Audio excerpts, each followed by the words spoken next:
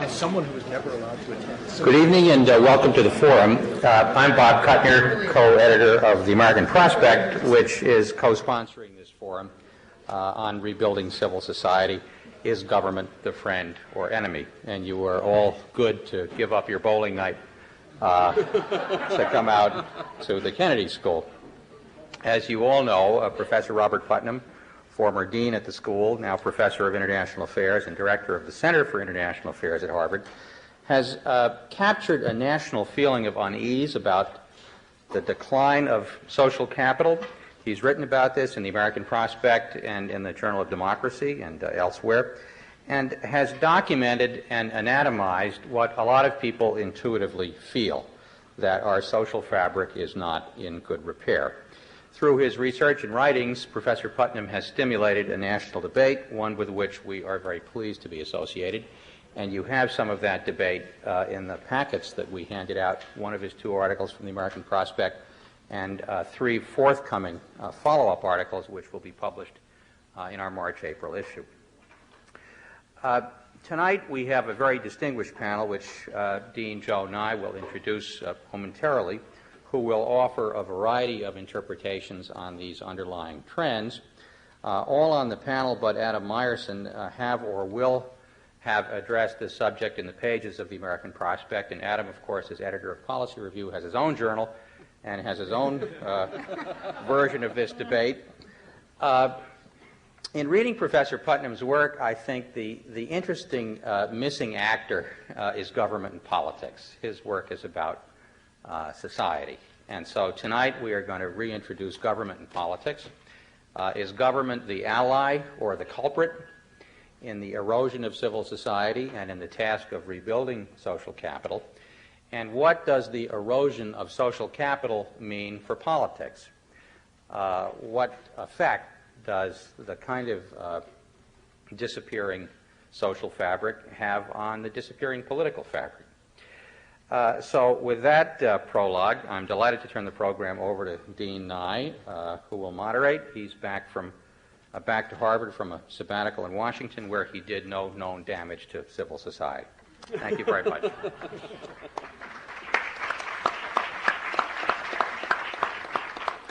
Thank you, Bob, and thanks to the American Prospect, a little advertising here, for its very important role in this debate. What I'm going to do is just give you a quick rules of the game. As you notice, we have a large panel. The one way to make this uninteresting would be to have a lot of people talking for a long time. What we're aiming at is interaction with the audience. So we're going to make the assumption that if you're here on a rainy night, you know something about this debate. If you don't, you're going to have to either read between the lines or retroactively read the American Prospect. So I'm going to ask Bob Putnam if he will be brief and say about 10 minutes of thoughts, but not recapitulating his whole thesis, just what he wants to add to it. And then I've asked each of the panelists if they will merely catch a couple of themes for a maximum of 5 minutes each. And that will allow us to have a maximum amount of time for audience participation and questions. So those are the rules of the game. And with that, I will very briefly introduce Bob Putnam. He's the Dillon Professor of International Affairs at Harvard, as Bob Kuttner said, but probably best known as one of the leading social capitalists. Bob Putnam.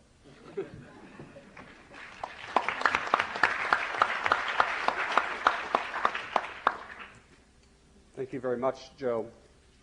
Every time I take my wristwatch off in a setting like this, I'm reminded of a story that my father told about that my father experienced firsthand, a Methodist minister who was known for being a somewhat long-winded talker, and he took his wristwatch off very flamboyantly and set it on the table in front of him, and my father turned to the person sitting next to him and said, what does that mean when he takes his wristwatch off like that? And the man sitting next to my father said, absolutely nothing. I want to remind you of the 4 central questions, I think, that are worth debating here in this area of civic engagement. First of all, what's been happening to civic engagement in the United States over the last 30 years. Secondly, so what? Does it matter? Thirdly, why? Why has it been happening? And fourthly, what can we do about it if we think something needs to be done? Those, I think, are the four basic questions here, and I want to simply remind you very briefly of what my position in these debates has been. This is a debate whose evolution I've been following with a great deal of interest. I've been learning a lot from the interventions of other people in the debate. In particular, I've learned from the interventions of the other people on tonight's panel, and so I'm as eager as you are to hear what they have to say. My basic argument, as you know, is that Americans' connections with their communities, especially with their local or place-based communities, have become attenuated over the last 30 years or so. This is visible in politics, visible in membership in political parties, visible in voting turnouts, visible in frequency of attendance at local meetings about politics. It's visible in our unions and churches and in other large conventional civic organizations like PTAs and fraternal groups and bowling leagues. And it's visible, though less easily measured, in other sorts of less formal settings. I am not talking here only about a decline in membership in a particular set of organizations. I'm talking about all sorts of ways in which we connect less with people regularly than we used to. I have gotten some notoriety for talking about bowling, and I've decided that I've overused that metaphor, so I want to introduce a different metaphor this evening by asking you, first of all, how many people in the room have ever heard of the game bridge? Good. How many people in the room have some idea of the rules of the game bridge? Okay. How many people in the room have ever played the game bridge? More people have played it than know the rules. Well, there are three other people there. Pardon? There are three Yes. other people there. How many people in the room have played a game of bridge in the last year? Right. I see one person. Well, here are the facts as far as I can ascertain them. In 1958, Charles Gorin was on the cover of Time magazine, and 1/3 of all American adults played bridge regularly. That number is now down to 9% of American adults play bridge regularly, and almost all of them are over 50. Bridge is a dying game. It's dying in part because, the measure of the fact that it's dying is that at a certain point, if there are few enough people who are in your community who know how to play bridge, it doesn't make sense for you to learn the rules. The reason that I think is an interesting metaphor is because those of you who have played bridge or remember the game of bridge know that there was a characteristic about bridge that there was a lot of table talk. Not talk about the game. It's actually, strictly speaking, illegal to talk about the game, but talk about other things. And in a certain period in American life, large numbers of Americans got together regularly with the same people, often in gender-mixed groups, to not only to play bridge, but to talk, have conversations. Now, most of the time they were not talking about civic affairs, but occasionally they were talking about the bond issues or the other features of their community with people they knew regularly, the people they saw regularly and knew well and knew how to read and with whom they were taking responsibility for their views. That is less true now. I don't mean to say that the whole fate of the Republic turns on the collapse, the disappearance of the game of bridge, but I do mean to say that it is a metaphor for ways in which both in formal and informal settings we're connecting less with people. But it's not true that every organization in America has lost membership. It's certainly not even true for every type of organization. There's been growth in what I call mailing list organizations, organizations in which membership means moving a pen. There's been growth in some forms of self-help groups like Alcoholics Anonymous. There's been growth in some forms of groups that are actually quite harmful to the civic fabric. That is, for example, militias. And my general hypothesis is that when we're through sorting out, as a result of the debate that's now underway about civic engagement and its trends, when we're through sorting out what's been rising and what's been falling, what we'll discover is that what we've lost are the groups that were particularly important, particularly useful at generating positive externalities. I like to use words like that when I'm at the Kennedy School just to show that I deserve to be on the faculty of the Kennedy School. Positive externalities is economic talk for meaning the groups that have benefits beyond the interests of the people who belong to them immediately. And there are negative externalities that flow from some groups like the Michigan militia, and there are the groups that can be quite important for the individuals involved, like Alcoholics Anonymous, tend not to be generating lots of positive externalities for the wider community. So there is this decline in social connectedness, I believe, and a decline as a consequence in social trust and social trustworthiness. It's occurred simultaneously with rising educational levels, which makes it all the more surprising since, on the whole, the more education you have, the more engaged you are with your community. And it's concentrated generationally. It's concentrated in the generation of people who've come of age after World War II. That's at least my claim about what's been happening to civic engagement. Does it matter? Well, my claim is that it does matter a lot, and not just because of an absence of warm, cuddly feelings. My claim is that it matters in measurable ways for the ways in which our communities operate, our social institutions, our schools, our communities don't work as well when we're not engaged in the life of the community.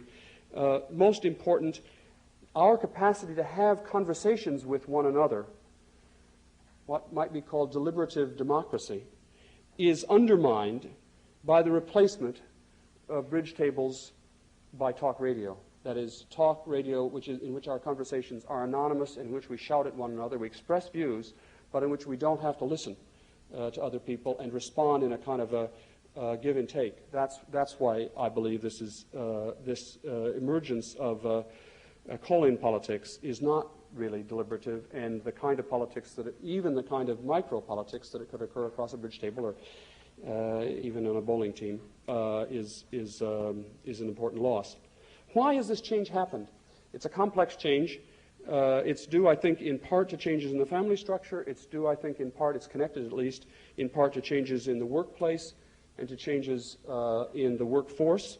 But the thing that's most striking as I look at the statistical evidence is that the change is, although it's true of almost every subgroup in America, it's true of men and women. When I say it's true, I mean it's decline in connectedness. It's true for men and women. It's true for blacks and whites. It's true for people in all levels of the income and educational hierarchy. It's true for people on the East Coast and the West Coast and in small towns and in central cities. It's a very general trend, except that it's not true for all age groups. It's generally speaking not true for older people. Older people means older than me. That's what older always means when anybody uses the word older. The general trend is sharpest among people who were born and raised after World War II. I think that that's one bit of evidence that suggests to me that something that happened to the generations who were socialized after World War II must be implicated in this change. And my suspicion is that television is an important part of that story. That's not the only bit of evidence that leads me to think that television is an important part of the story, but it's one bit. But what is to be done? This is, I think, the most important question in some respects.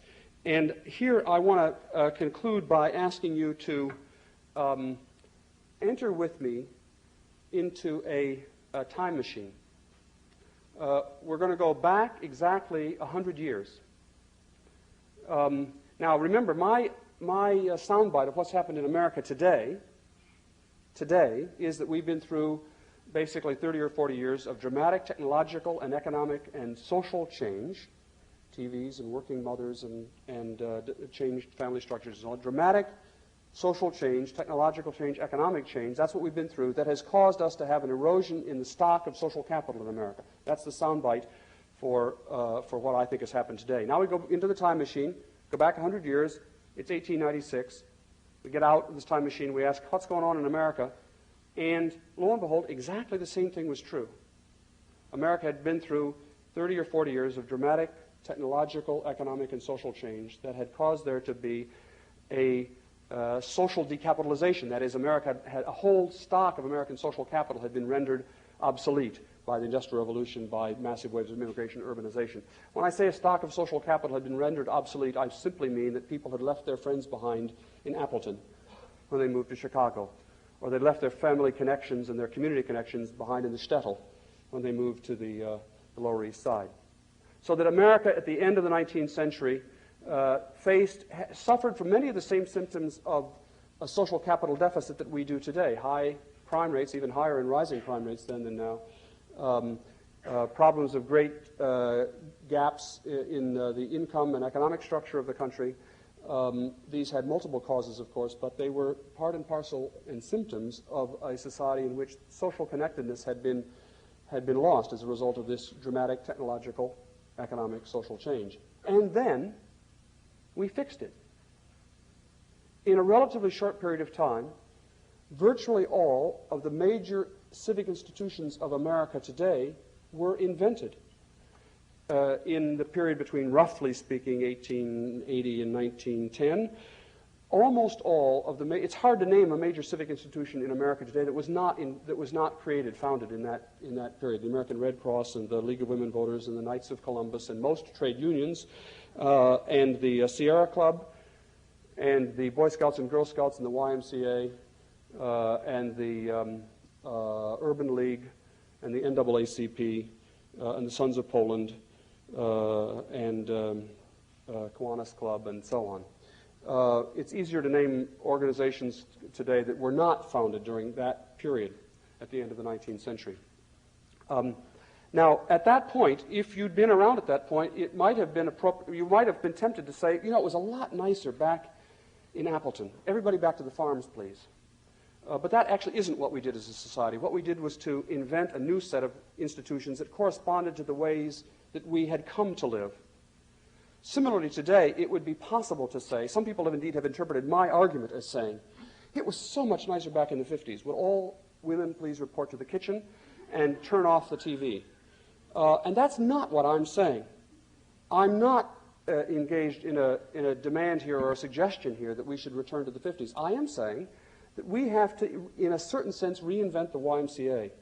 When I say that, you know that I'm not talking at all about the particular organization. What I mean is we need to engage in the activity of institutional creation, analogous to those of our forerunners, our ancestors at the end of the 19th century, who also invented a new set of institutions, labor unions, and so on, to enable people to reconnect with one another and with their communities in ways that fit the way they had come to live. Well, what are the implications of this in practical terms? I don't. The question that's been suggested for debate today is whether government is the enemy or the friend, whether government is the solution or the problem. And that, frankly, is an important issue to debate, but I think the answer to that is yes. I think the answer is that, yes, government can be the enemy, but yes, government also can be the friend. I think there were important examples in that earlier period in which we helped to reconnect with one another because of government programs. My favorite example is the county agent system that helped people to connect with people in their local communities somewhat earlier in the 19th century. But I think also that we need to explore changes in our school curriculum, and not just in the civics education in the sense of how does a bill become a law, but in the way suggesting ways to kids that they can become better engaged with their communities. Some of the evidence that's recently coming out on the real long-term effects of service learning are quite encouraging, that service learning does have positive effects on the connectedness and the civic engagement of people who've gone through it. But finally, I guess I do believe that this is a problem that is going to be solved in the end only with grassroots initiatives and not with made-in-Washington programs. I think that the single most important social invention of the last part of the 19th century relevant to this debate was the Settlement House, and many of the other organizations from that period emerged from the Settlement House movement. And I'd rather like to see a grassroots nationwide movement analogous to the Settlement House, in which people, particularly younger people, but all of us, would become in a more full-time way connected with the lives of our communities. Well, I don't know that any of those solutions that I've suggested will solve the problem, but I do hope that this tonight is merely the beginning of a national debate about how we can become better connected with ourselves, with one another, and with our communities. Thanks very much.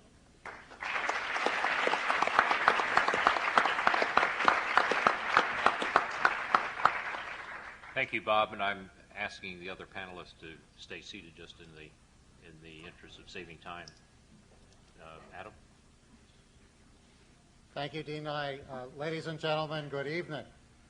I have been condemned for my sins, as I suppose many of you in this room are, to be a Boston Red Sox fan.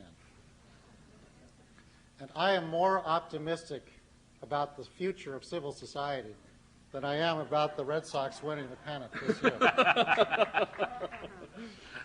I'm optimistic because I see a great tidal wave of social entrepreneurship sweeping the country. It's just starting, but we're at the beginning of a great wave, much like that wave that Professor Putnam talked about from 1880 to 1910, or that you saw in the period that Tocqueville wrote about in the early 19th century. You're seeing Americans step up to the plate to solve problems without waiting for government to solve them for them. Sometimes there are people in government themselves who are doing this, but they're not waiting for bureaucratic, centralized government to do it. You can catch this wave in Houston, Texas. Victor Trevino has organized 250 volunteers, armed volunteers, to arrest the parole violators in their barrio. He's done a great job pacifying that community. You can catch this wave in Cleveland, Ohio, where Charles Ballard, an ex-convict, came out of prison and took responsibility for his sons, and is now helping other ex-convicts reconnect with their own children. They're learning that the best way to get responsibility themselves is to connect with their own children. You can catch this wave here in Cambridge, Massachusetts. Let me give you two examples of great social entrepreneurs many of you probably know about. Jeffrey Ash, Working Capital, has financed 2,200 micro-enterprises in inner cities and poor rural areas around New England. He's basing this idea on he's basing his program on an idea from Bangladesh, the Grameen Bank, and Conna Craig, Institute for Children, again here in Cambridge. She is finding homes for foster kids who are ready to be adopted. They are legally ready to be adopted, but they cannot get adopted. Bureaucratic reasons are stopping them from being adopted. She helps find homes for them, and she is trying to organize Operation Moses all across the country so that every church, every temple, every synagogue will adopt a child from a foster home, so those kids don't have to, so the system kids can have what she wanted when she was a foster child, a mom and a dad and a last name. Now, ladies and gentlemen, these social entrepreneurs who are mending the social fabric that has deteriorated so terribly in the ways that Professor Putnam has talked about so very interestingly and provocatively, these men and women who are mending America's social fabric don't usually think of themselves as conservative, but they are practicing the conservative way of life, and they represent what conservatives want in this country. But they also represent what the Founding Fathers had in mind for this great republic of ours. They wanted a republic of self-governing citizens. The question before us is, what can government do to help civil society? And one of the most important forms of government is self-government. And these people solving problems, taking responsibility for their families, their communities, their neighborhoods, without the government telling them what to do, that is the central idea that the Founding Fathers had for this country. Now let me get more direct, more specifically to some questions where government can be of some help to civil society. There are several things, as I mentioned, some of the people we talked about were actually people in government. We need great police officers, great teachers who will inspire kids. City governments, one of the most important things they can do is to stop looking to Washington for resources and look at resources that are much closer to home. The middle class and businesses that are right outside, that are right outside in their own metropolitan areas. And city governments could stop driving the middle class out of the suburbs, out to the suburbs. I know this myself as a resident of Washington, D.C., where the city government is doing everything it can to drive me out as a middle-class taxpayer. Bringing middle-class residents and businesses back to the cities is not only good for the tax base, It's good for civil society. And the way to do this is to lower taxes, to lower regulation, to improve schools, and to improve police protection the way Bill Bratton did in New York City. Second idea, a positive thing government can do. Tocqueville called juries the most important institution of citizenship. It's where we learn about how to be citizens, because we're evaluating whether we're evaluating whether life or liberty can be taken away from somebody. We have to take juries much more seriously and use them much more dramatically and earnestly as institutions of citizenship, not kick people off of juries, not give juries opportunities to be better informed than they are. Tax relief for families with children. As a father of 3 children, and with somebody, as a father of 3 children, I have a vested interest in this, but let me just ask you this. Wouldn't it help civil society for me, for tax relief, to help me quit my job at the Heritage Foundation so I can spend more time with my kids, work at the schools, and then work in Neighborhood Watch? My time is up. If you want to know about what conservatives think about this issue and how we're looking at social entrepreneurs across the country, Policy Review, Journal of American Citizenship, 1-800-304-0056. Thank you very much.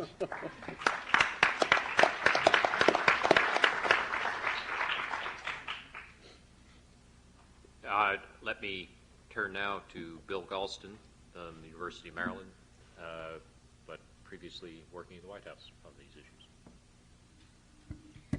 Well, this is probably the most dangerous speaking engagement I've ever had, because everybody whose work I want to cite is either on the platform or in the audience, and so if I get it wrong,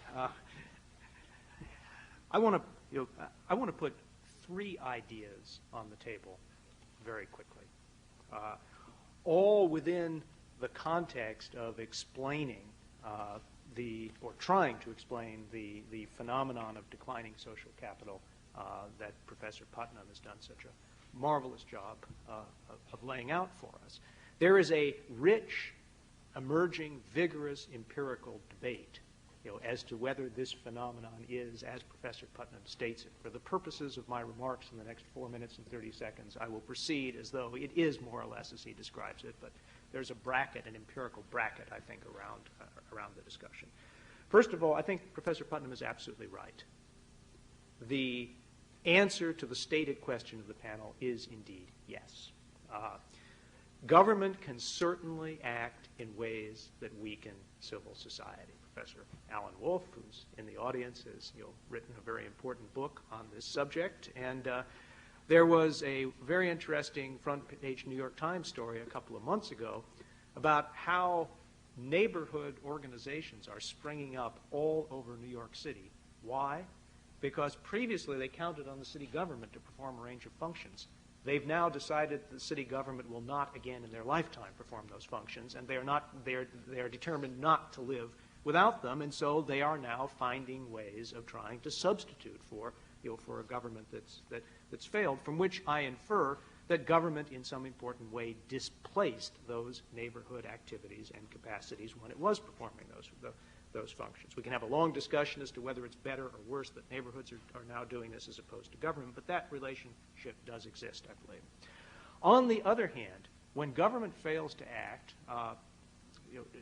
or to put it the other way around, government can act in ways that strengthen civil society and create a space for civil society. My favorite argument here is crime. I believe that there is an important connection between the failure of government to fulfill the first duty of government, and that is to protect public peace and safety on the one hand, and the decline of various sorts of social activities on the other. If people do not feel safe in public spaces, they will not come out, they will not walk, they will not associate. This is particularly true for the elderly, but not only true for the elderly. My son has never walked to the neighborhood park 3 blocks away by himself. I don't think that's an accident, and I think it's profoundly symptomatic. So government can both displace civil society and it can nurture and strengthen civil society. That's the first idea. Idea number 1, the role of the economy in all of this. I think this is under-discussed. Dan Yankelovich, who's also in the audience, has written a wonderful piece on what he calls the affluence effect. And there's no question about the fact that economic growth, rising per capita incomes, are strongly correlated both in this country and throughout the industrialized world with the rise of a kind of culture that some have called expressive individualism. Now, the question I want to put on the table is, what happens when, after a period in which the economy has been growing vigorously, producing a culture of expressive individualism, it suddenly stops growing that briskly? Does individualism go away, or does it become meaner and competitive and more competitive than it was in periods in which vigorous economic growth was assumed? What I want to suggest is that in the past quarter century or so, we've shifted from an experience of the economy as a positive-sum game to an experience of the economy as more and more a zero-sum game. And I would suggest that the combination of the experience of the economy as a zero-sum game with a culture of individualism has produced a decline in social capital, as Professor Putnam has defined it, or at least has contributed to that. Third idea, and this is an area where finally I think I know something. If you ask, where is it that trust is developed? What are the seedbeds of trust? One answer to that question is, I believe, the family. There is an emerging body of evidence that if people live alone, or if they've had the experience of family disintegration, that their capacity to trust others and to enter into trusting relationships with them is diminished sharply. As Professor Putnam and others have noted, the percentage of people living alone has risen very dramatically in the past generation. The rate of divorce went up by 250% between 1960 and 1980 after a 40-year period of relative stability to a level which is now much higher than in any other advanced industrialized nation. And I have been driven to the conclusion that family instability and social trust are not compatible.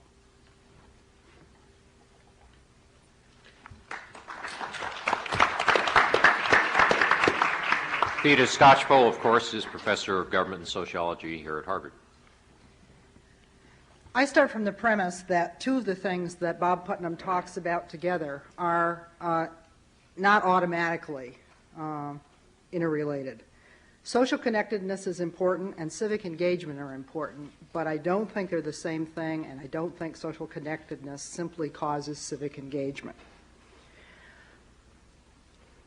I think we need to be agnostic a bit about what's happening to social connectedness in the United States. I don't have time to talk about that, but I will say my sister was visiting last week from West Virginia, and I told her about Bob's thesis, and she said, "Send that guy down to West Virginia. Nobody bowls alone in West Virginia."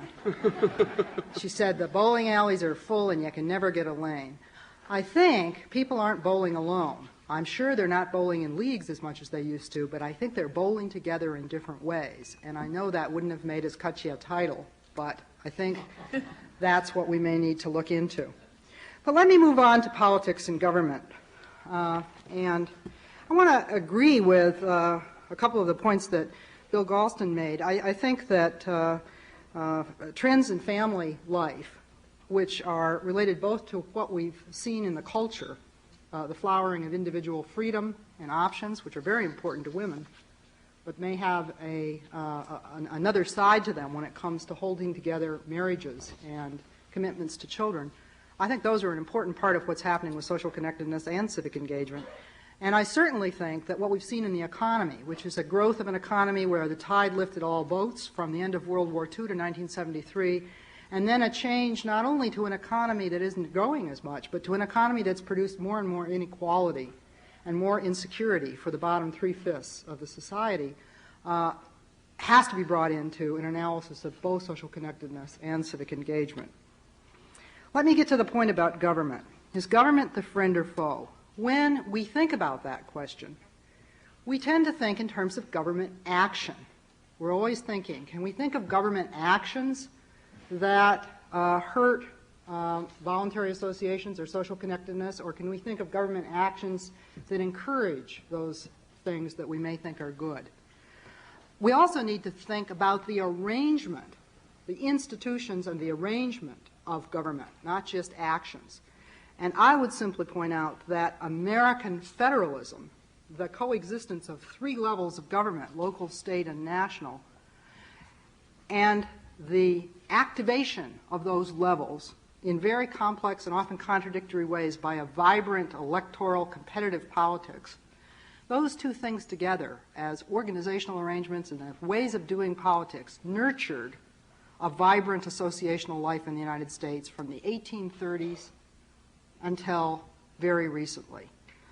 That's because there was space for people to organize, to do things that wasn't being done directly by bureaucrats, but there was also leverage for people to organize and make their collective voice heard, often by contacting their city council or their town council or their state legislature or the Congress. That coexistence of an open government responsive to collective political action, partly through parties and partly through voluntary groups, and a government that didn't do everything but did quite a lot when asked to by organized groups, was very, very important for the vibrancy of American social capital, or at least civic engagement, over a long period of time. I would also say, and this is where I dissent strongly from our friend from Policy Review, I think I agree with many things he's saying, but I disagree about one thing. Government resources are really good to have if you engage in collective action. And I think you can look back over the scope of American history and see that many of these voluntary groups we're now romanticizing, like the PTA, or the Grand Army of the Republic, or the American Legion, or the farmers groups, all of these groups were organizing to ask government to be their partner in doing things, and they were definitely rewarded by flows of resources coming from the federal and the state level. I would sum it up very briefly by saying a government that does everything through rules and bureaucracy is destructive in many ways to social collective action, but one that responds by generating resources and spreading them widely, as American government did and as the economy did for much of our national life, rewards and encourages collective connection and collective civic engagement. Now, very briefly, I think we've begun to lose both the economy part of this and the government part of this since the 1950s and the 1960s. Our electoral politics is no longer vibrantly competitive and inclusive. It is more and more run through pollsters and advertising and manipulation, and people are turned off and are dropping out in larger and larger numbers.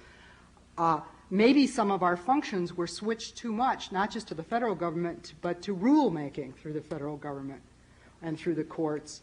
And that encouraged the proliferation of advocacy and lobbying groups in Washington, D.C., of a kind that Kevin Phillips has written about very eloquently in Arrogant Capital, while perhaps discouraging or at least not rewarding collective action at state and local levels and the connections of groups across state and localities to influence legislatures.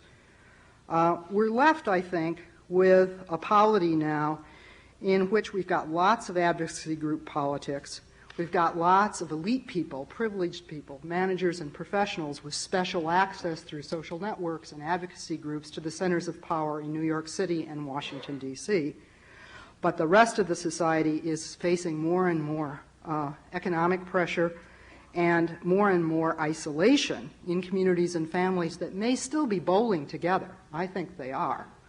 But they're not feeling connected to the larger centers of civic action and political power.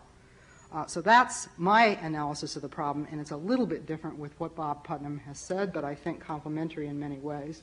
However, it suggests that the causes that we need to look to are not simply television, but we need to repair our democratic politics and repair the balance of government and society and economy to revitalize social capital in America.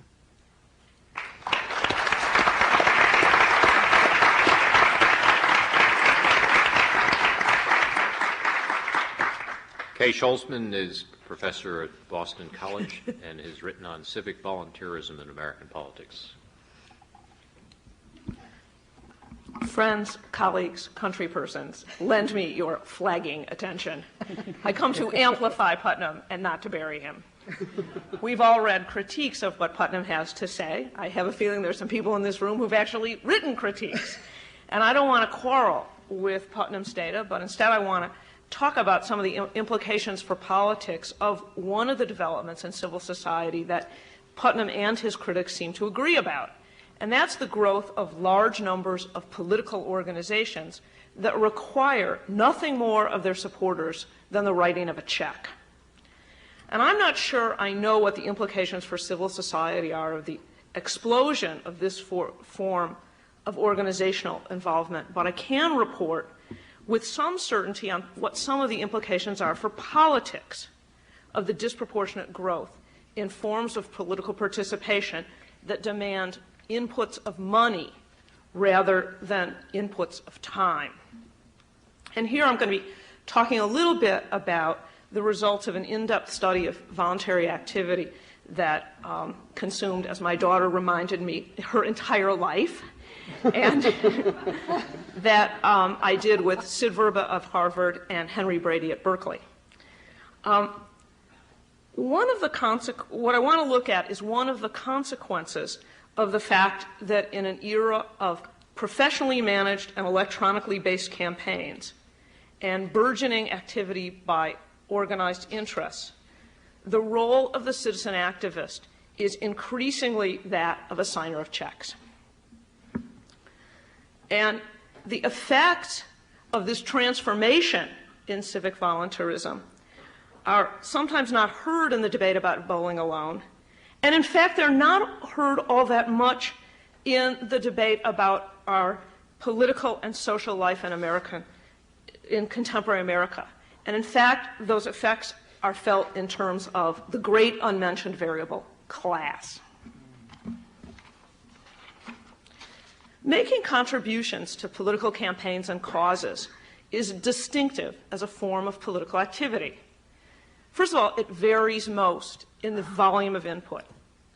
In contrast to the vote, which is the single form of political participation for which we have a mandated equality, all forms of getting involved as a participant, whether it's writing a letter or going to a protest or working in a campaign or being involved with your neighbors to solve some community problem, all of them are in essence a form of multiple voting. Giving is the form of activity for which the ratio of those of us who do most to those of us who do least, FEC regulations to the contrary, that ratio is most pronounced. The big giver does so much more than the little giver or the giver of nothing at all, as opposed to letter writers or protest attenders. Furthermore, when you look at the things that predict who's going to give and how much they'll give, we find a real difference between giving and all other forms of political participation. When we look at all of the kinds of activity that require us to give time, we find that there's a multiplicity of factors that predict who's going to get involved and how much they'll be involved.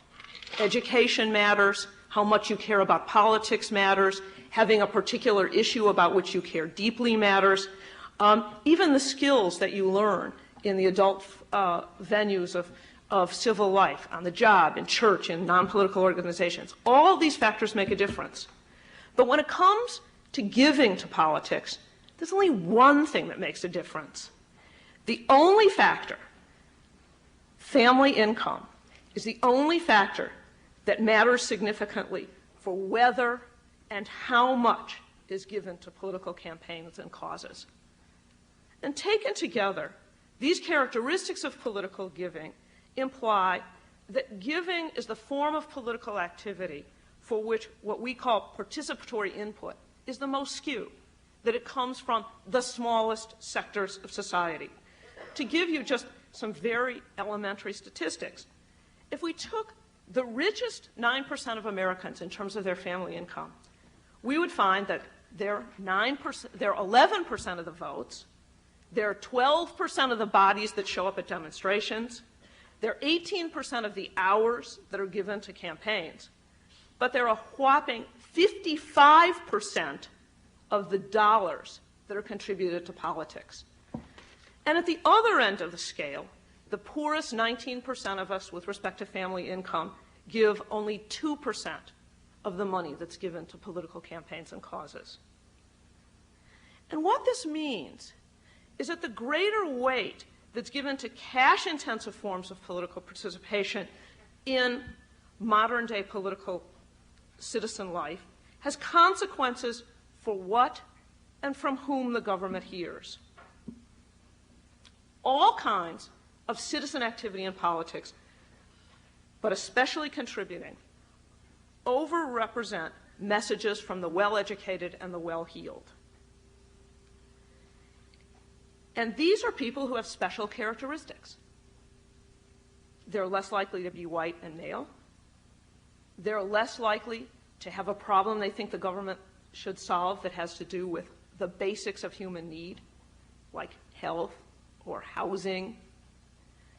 They're less likely to have had to cut back in the last year on necessities, like the rent or food. They're less likely to receive a means-tested benefit, like Medicaid or Medicare. And so, to the extent to which policymakers form their understanding of what are the fundamental problems of the American people that need to be addressed, to the extent to which they learn about that from what they hear from citizens, the transformation of political participation in the direction of money away from time leaves policymakers almost unexposed to the problems of the needy.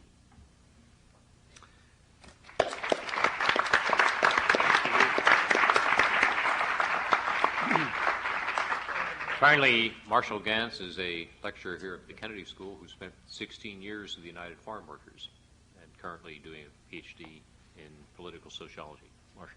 Thanks, Joe.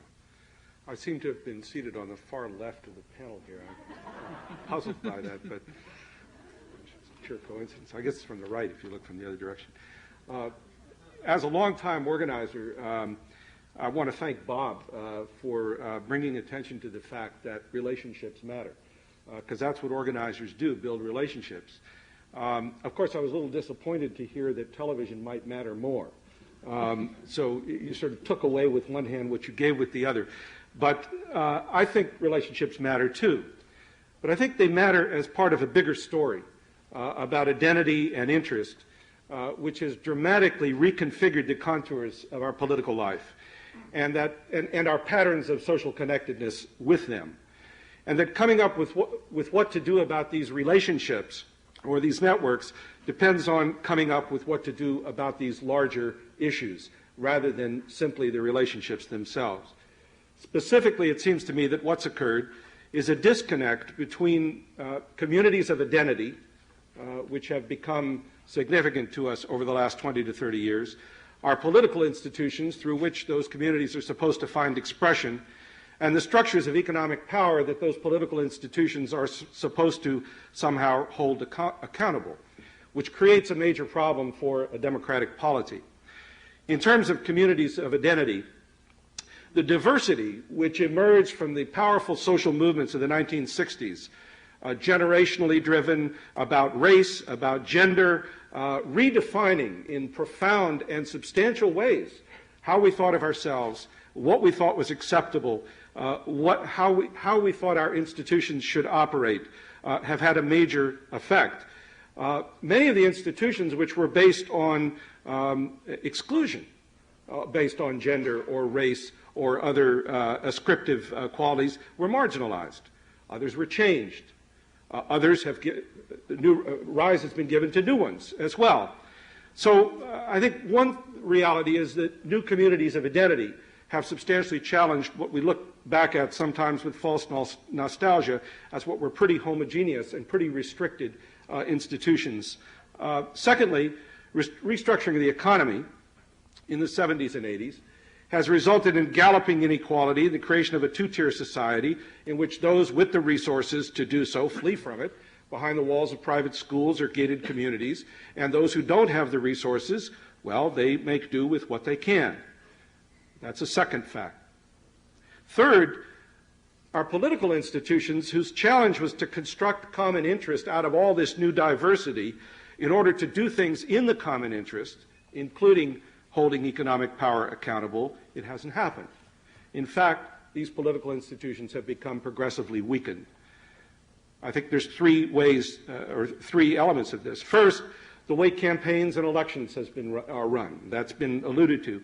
Marginalizes participation by all but narrow swing slivers of the electorate who are accessed primarily through mail and media. It enables politicians to know the electorate without having a relationship with it. Has resulted in sharp declines in the number of people contacted, resulting in sharp declines in voter participation, especially among the young, poor, dark, and less educated, as Kay indicated. Secondly, the way we elect representatives means that 50% of the vote gives you 100% of the power. Now, we're rapidly becoming a majority of minorities, but we have a representation system that's based on majorities. In fact, that representation system, as Lanny Guinier has observed, I think is coming to marginalize more groups than it includes. And so instead of providing us with a way to acknowledge our differences in order to be able to find common interests among them, we simply are expected to repress them in terms of electing representatives. And thirdly, the scuttling of the economic and institutional capacity of public institutions, whether in the form of term limits or devolution, makes them less and less capable of dealing with the challenges that we thrust upon them. Now, the consequences of this, in terms of the world of advocacy and organizing, there's three kind of curious bifurcations. The first one is localism and globalism. Community organizations, community groups operating locally, but unable to develop strategies because their problems aren't really local problems. They're really national or international problems. But advocacy organizations that operate with global strategies but have no local roots and they're sort of like heads without bodies and bodies without heads, which sort of hamstrings the capacity of those groups to operate effectively. Secondly, love and justice. Great emphasis has been placed on the work of love, compassion for the victims of unjust arrangements, rather than the work of justice, anger with the injustice of the conditions that produce those victims. And when you ask people, well, why not work on trying to change the arrangements rather than simply care for the victims, they say, well, there's no way to act effectively on it. There's no way to do anything about it. I'm getting the time sign, so I'm going to wrap up. Third, service and advocacy, the emergence of a nonprofit sector, which is expected increasingly to take up the slack of social service, we've heard some examples about, but is increasingly restricted from advocating on behalf of those whom they serve. So, the project is reconstruction of democratic community, which requires, as I think Bob indicated, reconstruction of institutions, but institutions through which we can engage in purposeful political activity to solve real problems. Now, Pat Buchanan offered one way to address the challenge of diversity and equality. Reduce the diversity, restore the homogeneous community, and that way there'll be less inequality for those of us that are part of it. The challenge for those of us that don't share that view is to come up with an alternative assault on sources of inequality based not on a denial of diversity, but incorporation of it. And that's the challenge of the construction of new political community that I think we face in the 90s.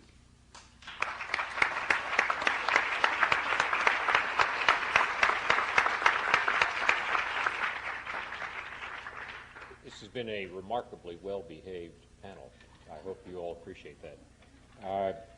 If we're going to have questions, and we're not going to be able to have answers from each member of the panel, so I'd like, when you ask a question, and there are two mics here on the floor, if you would direct it to a panelist, and we'll have the panelist answer it, and occasionally some other panelists answer as well.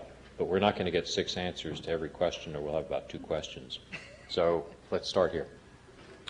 Hi, my name is Ben Kahn. I'm a Kennedy School student.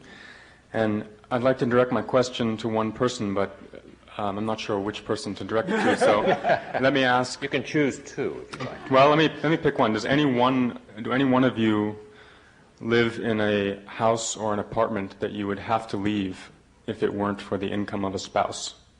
And then I'll ask my question of that person.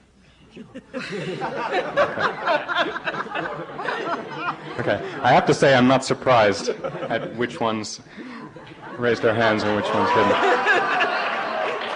because I make more than myself. no, the reason I'm not surprised is because the views that we've heard from Mr. Putnam and Mr. Meyerson more seem to me a little bit more than the others to ignore the problems of two-income families, and not to mention just two-income families, but families in which both incomes depend on 40 hours, more than 40 hours of work. And so my question is there a solution to the problem of two-income families that doesn't rely on simply changing civic institutions, short of raising wages? Someone wants to handle that? I mean, I think we have to raise wages, but I think we also have to reconfigure the time greediness of our workplaces. Yeah, Bob? Yeah, I agree with that. I mean, I just want to spell out what Theda just finished saying. It seems to me that time constraints are an important part of the problem here. I think it's, as I read the evidence, it's not the most important factor, but it's probably an important factor. The fact that is, why are we no longer as engaged as once we were? Because we don't, at least the women in America are working outside the home more, and that has meant they are less able to take part in civic activities. And although I don't have good data on this, I have the feeling that there has been, over the last 10 years, increasing pressure on the workplace, in which means that there's just less flexibility for people to be engaged in their communities.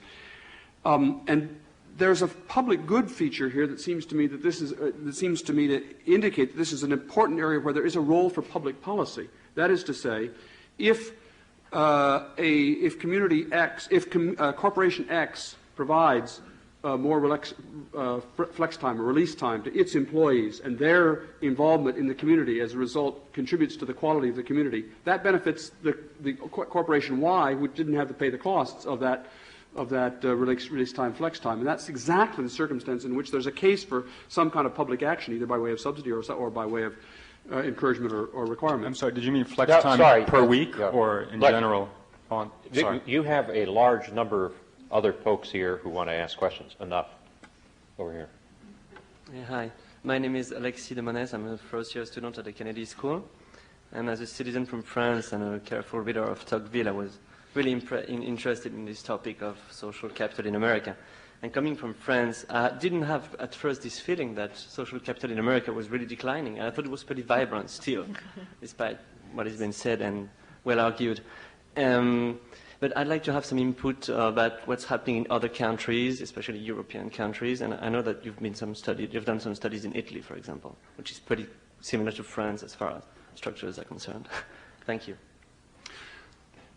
I guess that question is directed to me, and the only thing I can really say is, yes, I agree. It's a very important, very interesting question, even for those of us who are focused mainly now on the United States, to find out what are the trends in other countries, because we can learn very much from the experience of other countries. It will be, and I'm engaged with other people on the panel, actually, in a just about to begin a largish cross-national study looking at exactly these questions. That is to say, what are the trends in social capital in other advanced industrial countries, Japan, France, Sweden, Spain, and others. So it's an important question. I don't want to say what the results of the studies will be before they're done. They will be interesting, however, whether it turns out that it's only in the United States that there is this trend, or whether it's true in other countries. The reason that it will be particularly important to those of us concerned with institutional reform in the United States is that in that earlier era that I talked about, many of those institutional inventions that I spoke about, the Boy Scouts and the YMCA and the settlement houses, for example, were actually not invented in the United States. We borrowed those ideas from other countries, in particular Britain, that had just been through a very similar process. So I'm hoping that as this study of other countries expands, we'll discover that there are lessons that we Americans can learn from other countries about techniques for re-engaging with one another and with our communities. Any other panelists on cross-national comparisons? All right, over here. Yeah, I have a question on the sources of this dissolution of community. And I wanted to maybe direct my comments to Mr. Galston and Mr. Gantz, who touched on issues related to this. It seems to me that the community, the question should really be how did community survive three decades of battering? I mean, in the 60s, there was a sort of a demographic boom of people who said, question authority. Look at these orthodoxies with cynicism, because put bowling league in quotes. It's not something to worship and emulate. It's something to be suspected. In the 70s, as Tom Wolfe says, this is the me generation. Celebrate yourself. He talked about the loss of a stigma attaching to any kind of behavior, like wife shucking was his phrase. You know, your wife has gray hair and big hips. Well, goodbye, get with the secretary. There was a kind of celebration of self and one's own needs. And then in the 1980s, there was a kind of celebration of ambition and materialism of a quite overweening sort. It seems to me this is sort of a serial epiphany of the baby boomer generation. And I mean, as far as the 80s, I mean, people now argue about the remote control of the big screen TV, and my parents argued about a 49-cent nut grinder, which wasn't in the budget, they couldn't afford it. So this kind of, the cynicism about community, self-aggrandizement, and this kind of materialism that people really do live awfully much better than our parents did. I mean, aren't these the three things just battering rams against community?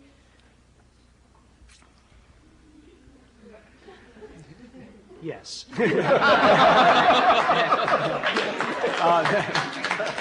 And let me, I think that my generation, I'm about the oldest boomer possible, January 1946, and I think my generation has done a lot of good things. It also has a lot to answer for.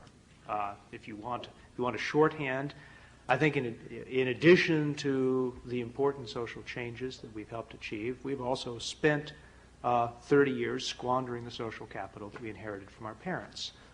And I think we ought to spend the next 30 years trying to replenish it. Another answer, Marshall? I guess yes, too. No,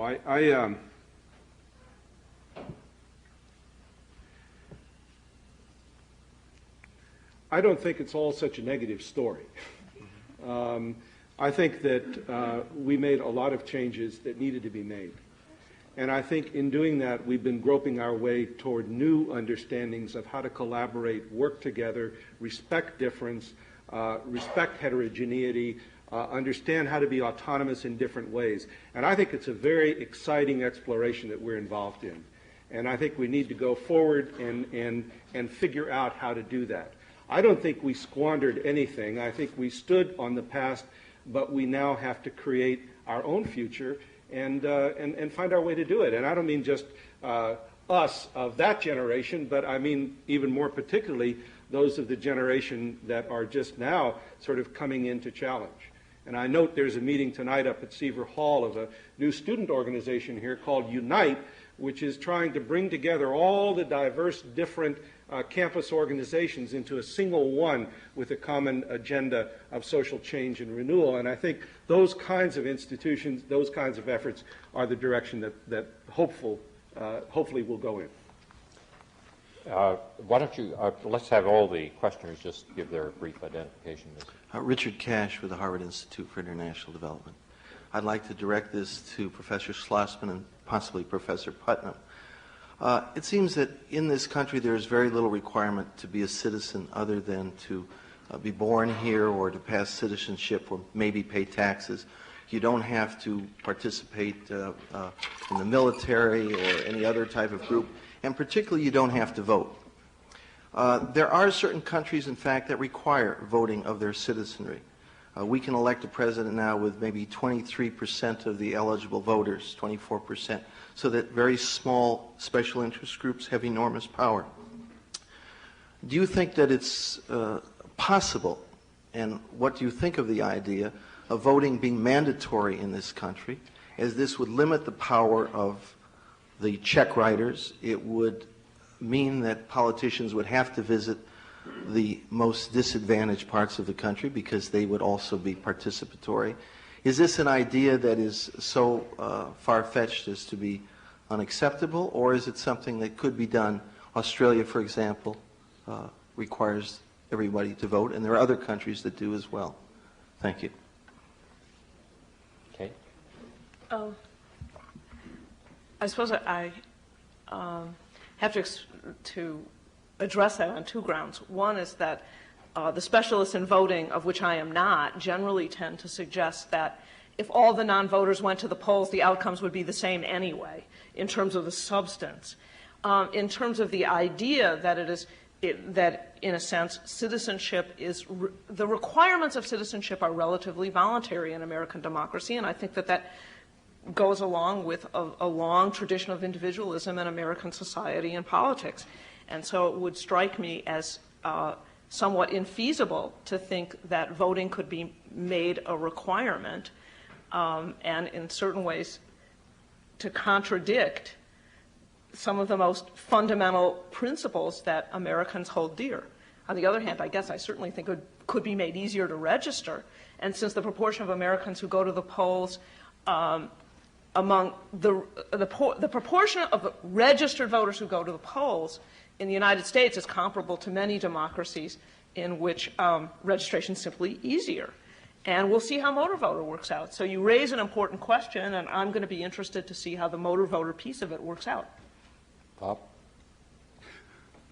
Well, I think voting is important, obviously, but I do think that with respect to turnout as an indicator of civic health, I've always thought that this was not actually the most important measure, because it seems to me that voting from this point of view is a little bit like a temperature in a child. That is, you worry about a high temperature in a child because it could do some damage itself, but mainly it's a symptom that something else is wrong, and only addressing the fever might lead you to ignore what the underlying problem was that caused it. And I think that the fact that we've had this decline in turnout in America over the last, well, really over most of this century, there are multiple causes, and there are many books written on this subject, but I think from the civic point of view, it's primarily a symptom that something is wrong in the body politic, and just to address the symptom without trying to worry about what the other causes might be would be a mistake.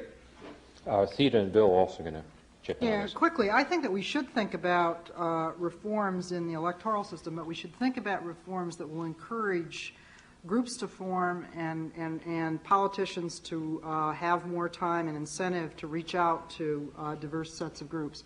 But I also want to point out that America is not just one big place where democracy has never cost anything.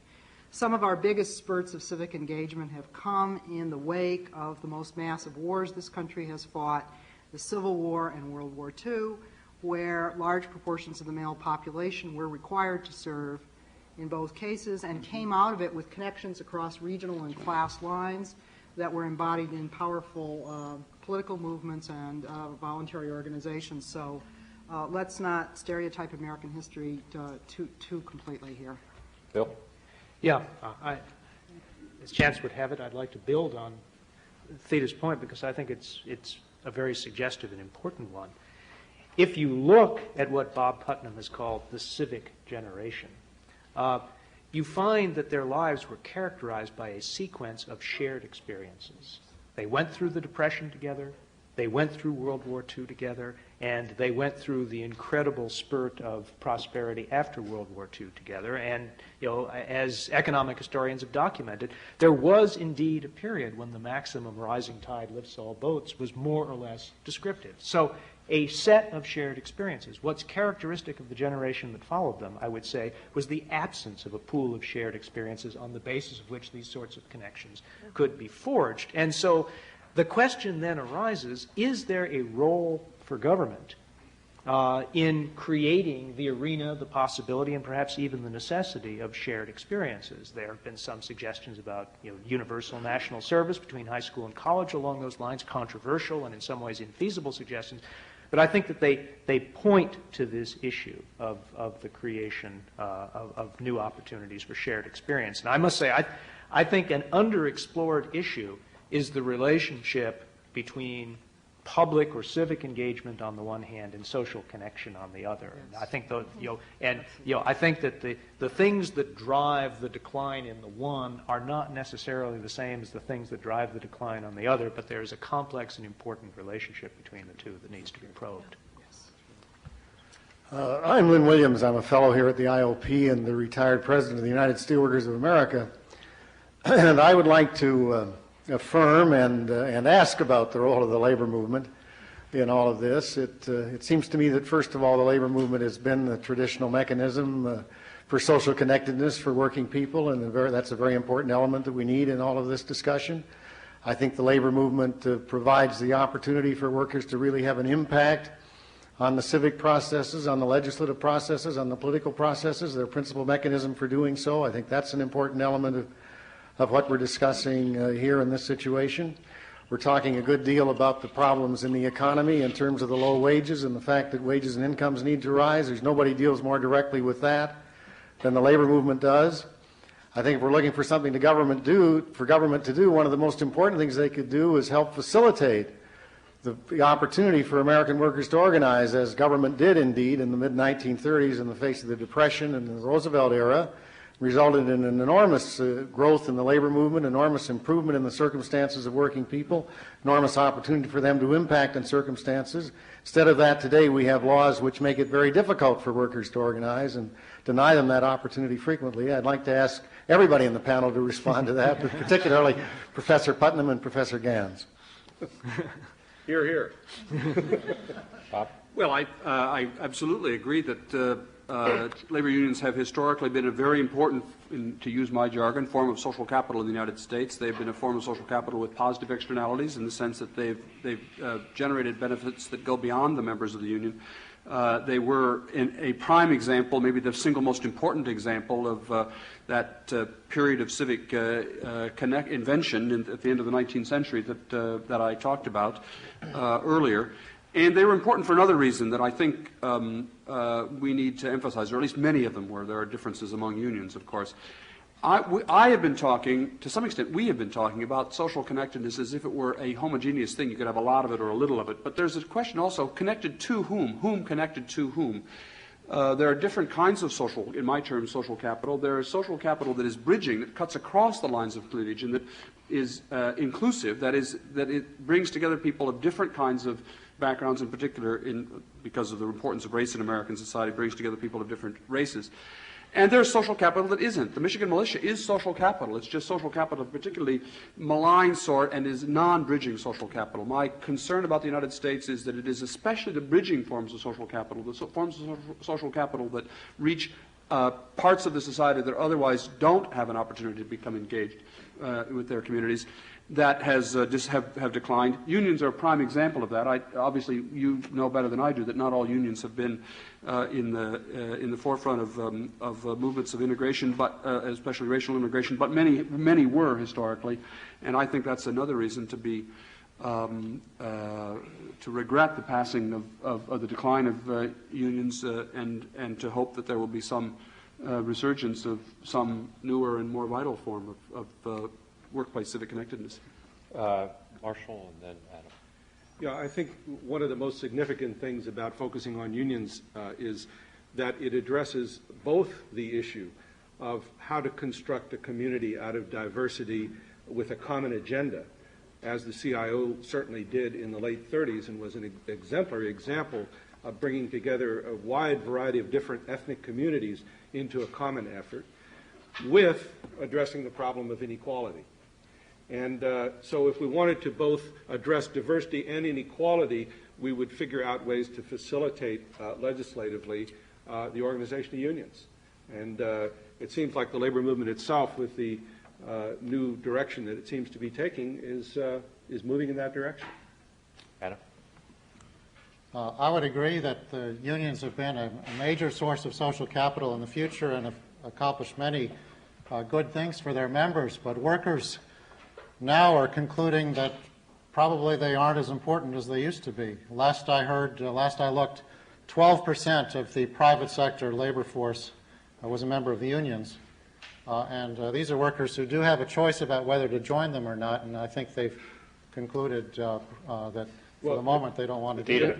I think we have to bring the government in here, as well as the economy, but just let me mention the government. I mean, the period 1880 to 1910 was not a period of growth of inclusive unions in the United States. It was a period of general defensiveness.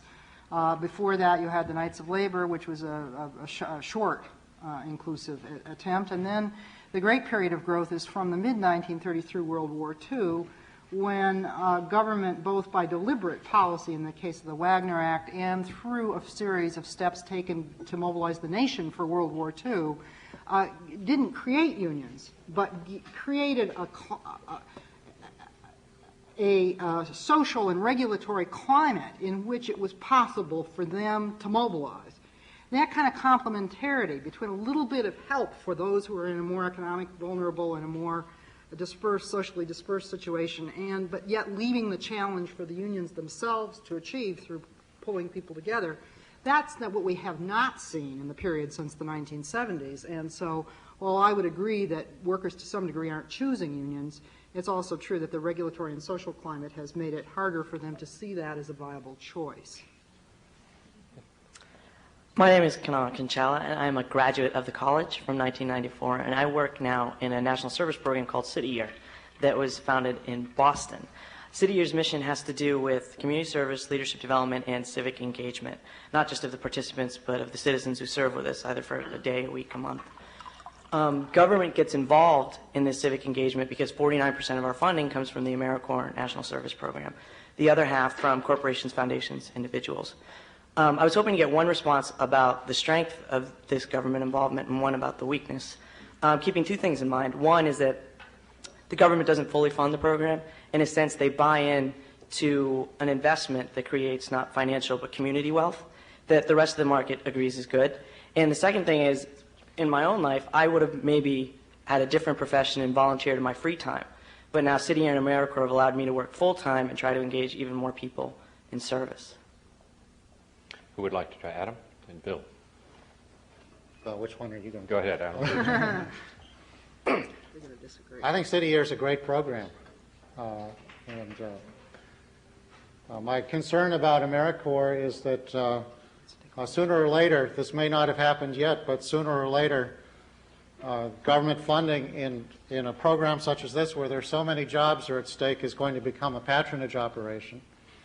And I'm not sure I want Al D'Amato and Robert Byrd to decide which organizations around the country should be getting that money. I'd much rather have that come from social entrepreneurs, from people such as Brown and Kazai, is that his? Michael Brown, Alan Casey. Alan Casey. I'd much rather have the initiative come from them and the private organizations they can support. Who will support them? Bill? Well, this is the program that I worked on during the transition, after November of 1992. And on the one hand, I would be the first to concede that we didn't get the organizational and programmatic structure of the Corporation for National Community Service entirely right. And I think that there is a major opportunity now through a discussion across partisan lines and also a discussion that draws on the experience of community service at the community level to try to do a better job in the next 3 years than we did in the previous 3 years. In particular, I don't think we did a very good job of thinking creatively about how public sector involvement could help to leverage community activity. Because clearly in current circumstances, the public sector is not going to be able to directly purchase or directly fund the kind of increment of this kind of activity that I think probably everybody in the room believes would be beneficial for the society as a whole. But I think we need to ask ourselves the question, how can we take a relatively modest public investment and create the best possible opportunity for 1,000 city years to spring up around the country in places where they haven't spontaneously arisen? I must say I'm encouraged. The dialogue a year ago across party lines was a fight to the death. And my friends on the other side of the political aisle were determined to kill the corporation and to kill federal government involvement in the promotion of community service altogether.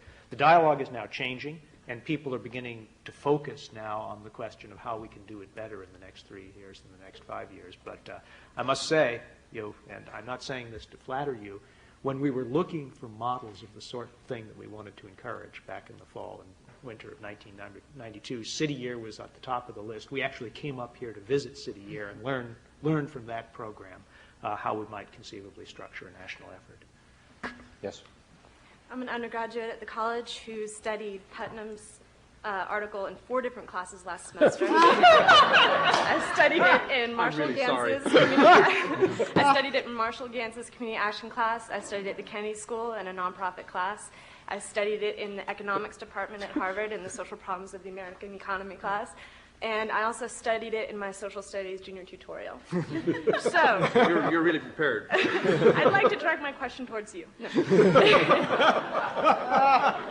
But also towards Theda and Marshall, because look at the number of people standing in line behind you. Pick one. Mm-hmm. Pick Putnam. Yeah. Relating to their arguments, the critiques leveled against your articles were threefold, basically in all of these classes. Mm-hmm. One, this is great.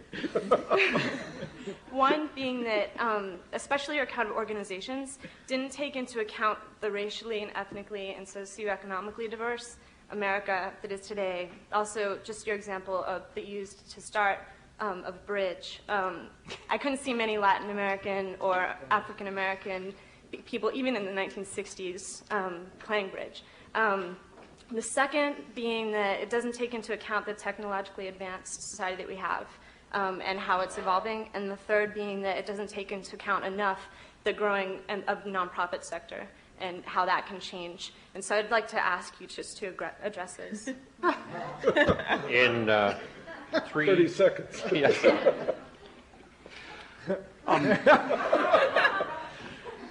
Thank you for the synthetic account of the problem. It's true that there may very well be kinds of groups that have been growing, springing up that didn't get caught up in my dragnet looking for groups. And although bowling, it turns out, actually is, statistically speaking, more popular in minority communities in America than in majority communities in America, than in the white community in America, but still. The basic point that you're making is correct. I don't think it's true, however, that the trends in connectedness have been up. Have been up in minority groups, or in other in the other diverse settings you described, and only down among white males. The evidence actually is not consistent with that. Not consistent with the theory that that most folks have been organizing just fine, and it's just the white males who've been out of it. Technology is almost certainly going to be part of the solution when we finally get to it, but it would be wrong to think that the internet is a simple solution. I don't believe that virtual community is the same thing as community. So we have to think about how to leverage the opportunities that are implicit in technology to generate real connections, and not just assume that because you see there's a glowing line on your cathode ray tube that you really are connected with that person in the same way that you are with someone that you connect with every day. The nonprofit sector includes some good examples of social capital, without doubt, and some things that are just not social connectedness at all. Harvard University is a site of social capital, but it is also a large bureaucracy, and it gets counted. Or there are many forms of things that are not for profit that are nevertheless not really communities. They're and not any more communities than some profit-making organizations. They're just big organizations. So I don't think that the growth of the nonprofit sector, which is concentrated primarily in those large organizations, counts against the claim that people are not connecting with their communities as well as once they did. I think they're all important questions, though. Thank you. This is going to have to be the last question. I'm Jeff Yarber. I'm an undergraduate at the college. And the question I have to ask is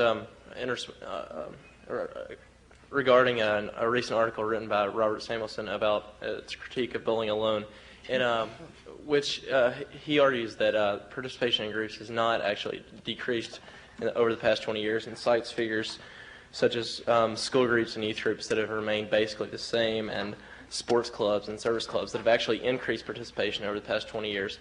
And I was just wondering how you would respond to that critique of bowling alone. I particularly enjoyed that critique because, as you'll know, Robert Samuelson himself has just written a book in which he draws selectively, creatively on statistics to show that that we've just been through one of the finest economic periods in our nation's history. And then he goes on to explain that the reason none of us feel that way is because we had too high expectations, that it was only us that was wrong, not that the data that he creatively pulls together all shows that this has been a wonderful period we've been through. The more specific answer to your question is that I have been quite careful in all of my work to draw on a wide range of evidence, each of which, taken individually, has defects and weaknesses, but collectively they seem to form a simple story, a single story. Not a single story, but a general tendency. The particular data that he cites draws on something called the General Social Survey, and the numbers that he reports are, insofar as within the four corners of the page, they are accurate. There's a minor problem with the data, with the numbers themselves, but that's minor. The problem with those data, and they're very important data, and I use them for some purposes, but the problems with the data, first of all, that he discounts the growth of education that has occurred over this period and says, well, let's not worry about that, when I explicitly argued in all of my work that it's important to recognize that we've been through a major transformation of the educational composition of the U.S. population, which ought, other things being equal, to have increased the degree of connectedness, and it didn't. And so he's one of the things that his article does is simply in a sentence to discount the effects of education. But the second is that, for better or worse, the GSS data, the General Social Survey data that he relies on, begin only in 1974, when many of these changes were already well in process. Let me use a single example to illustrate the problem. The GSS data that he cites show that there has been a decline of something like 9% in membership in school service organizations, that is, parent-teacher organizations. He reports this accurately. There's been a really small decline over the period that he's talking about, and that's actually what you would get if you looked at the PTA membership nationwide that I also draw on. What you don't learn if you start only in 1974 is that between 1960 and 1974, before the GSS started, there had been a 40% decline in membership in PTAs. All of these controlling for the number of kids. Obviously, you're going to have more parent teachers when you've got more kids, but all of these numbers that I'm talking about control for that. So, unfortunately, one of the defects isn't right. One of the limitations of the General Social Survey data is that it just doesn't start early enough to catch some of these declines. So, I think that there's plenty of room for debate about whether this or that particular form of social connectedness has declined. I don't want the whole issue to rise or fall on just whether there are in the aggregate more group memberships or not, because there are many forms of civic connectedness that don't show up in organizational memberships, and there are some organizational membership like mine in the AARP, in the AARP, that is not really social connectedness but is a group membership.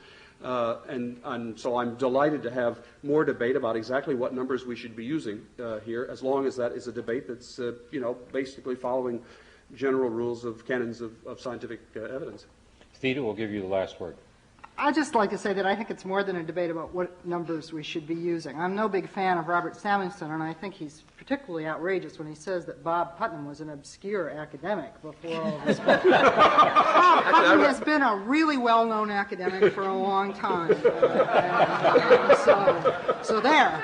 But let me just give the example of education. We can talk about education as something that predisposes individuals to join groups, and that's the debate between Putnam and Samuelson. But we should also think about education as something that sets elite people, and increasingly women, who weren't following careers in the workforce, on certain kinds of career paths. One way to think about the increase of education is that it should have led people to join more and more groups. Another way to think about it, and I would suggest that this is a better way to think about it, is that the explosion in educational attainment at the college and the postgraduate level has been accompanied by the restructuring of elite careers, and above all, the restructuring of the things that adult women do, in ways that make it unrewarding for them to join the kinds of broad voluntary associations that they once belonged to. That's a more institutional and structural way of thinking about education, and it would mean that increases in education might well be accompanied by an increase in professional group memberships, which is what you see in the data that Samuelson cites, but a decline in membership of things like the PTA and the Elks and fraternal and veterans groups. I think what our panel has demonstrated is the debate will continue. It's something I'm sure we'll all want to come back a year from now and hear how they're coming along. But for now, let's thank them for an excellent meeting.